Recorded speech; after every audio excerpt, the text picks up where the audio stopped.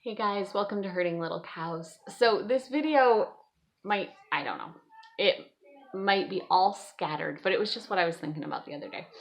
We're reading through Exodus. No, we're not. We're reading through Numbers. We've already read through Exodus. So we read Genesis, Exodus, Leviticus, and we're now in Numbers.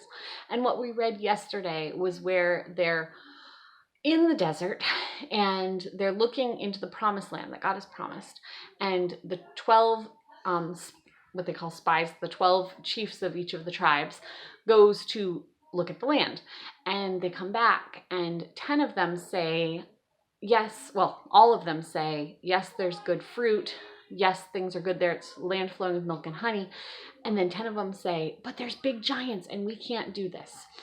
And it just made me start thinking about how much do we influence those around us with negative reports of things instead of allowing people to come to their own conclusions. How do our words affect other people? And this is really a big topic for our own children.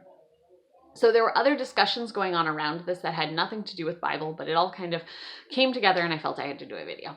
So these guys all came back, all had seen the same thing, and all of them were saying it's a good land, but 10 of them said there's these giants. The other 2 were saying yes, there are giants, we are small in their sight, but we have God behind us.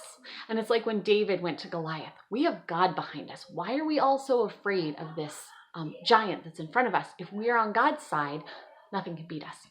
And that doesn't mean we're not going to go through hardships. Doesn't mean we're going to be rich and famous and healthy and wealthy. It doesn't mean any of that. So please don't get a prosperity gospel out of me here, because I am very much against people who say, just give your life to Jesus and everything will be better, because we know that's not true. It says in the Bible that we will suffer persecution. We will suffer those things. But looking at things as God is on our side, and even if we don't see our circumstances as being great, and even if we don't see the things around us as being wonderful, we know that God's behind us if we're a Christian. And we are striving to follow the things that God would have us to do. So one of the things we were talking about is how we portray these attitudes to our children, or people around us portray these attitudes to our children. So if anyone's been watching the channel for any length of time, you know that our family is very frugal, and we're very frugal because we have to be, because my husband is on disability because he can't work.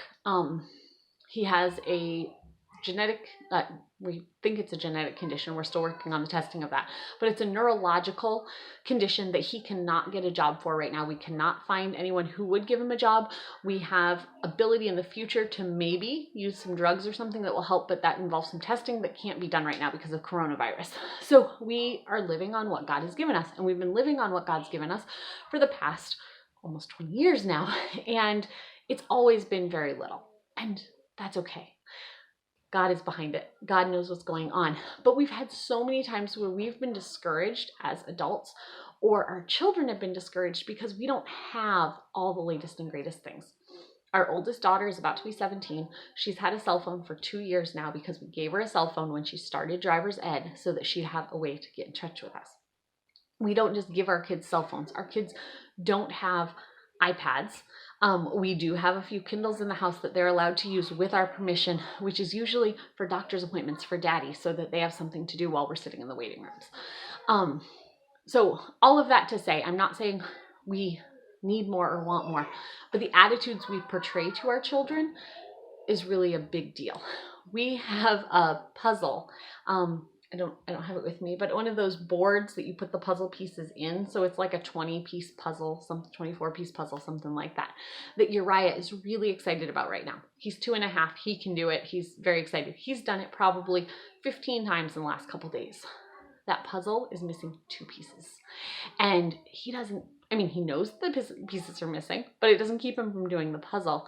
And how quick in society are we to throw away that puzzle? Oh, you don't need this puzzle. Let's go buy you a different puzzle. He's just as excited with that puzzle as he would be with any other puzzle. It's an old puzzle. I think it's from like the 80s. It's got Goofy on it. It was given to us by a sweet older lady at church. And it's Goofy walking through the jungle. My kids have never seen a Goofy cartoon. He has no idea what that is. So it has nothing to do with the character. It's his thing right now. And it's broken. and he's okay with that. Our house has different things that could be fixed, not be fixed. Our house is very livable. I'm not saying anything like that, but one of the things we've been working on that we're going to do, hopefully this summer, is replace the carpeting that's been down for a long time. It's not a danger issue, it's nothing like that, but something that we would like to have done. But we also don't live in the, oh, when I get that done, then things will be better. Because you never know what the next day is going to bring. You never know if the whole economy is going to close down like it is right now. You don't know when a disability is going to hit your household. You don't know when time is going to be a problem because somebody's sick or something like that. Living in the moment with the contentment that you know that God is behind you and God has you in your circumstance for a reason.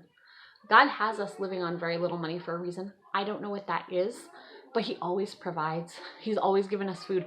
That's a whole different video of how God has provided food from nowhere. Sometimes we've had our freezer filled twice with corn dogs. I've never eaten corn dogs outside those two experiences, but for some reason God thought we needed corn dogs. But we knew God was there.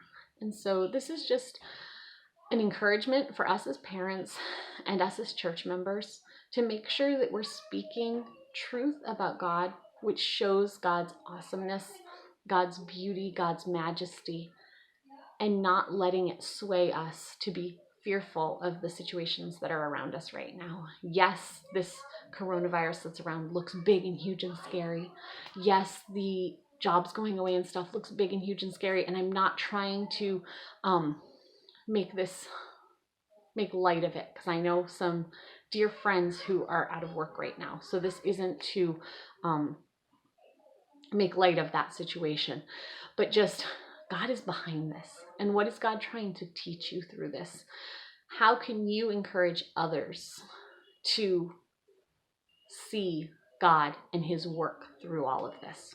So that's my encouragement today. I hope that helps somebody. Thank you for joining Herding Little Cows, and come back to see us another time. Hopefully these things that I'm just finding through our Bible study as a family are an encouragement to you.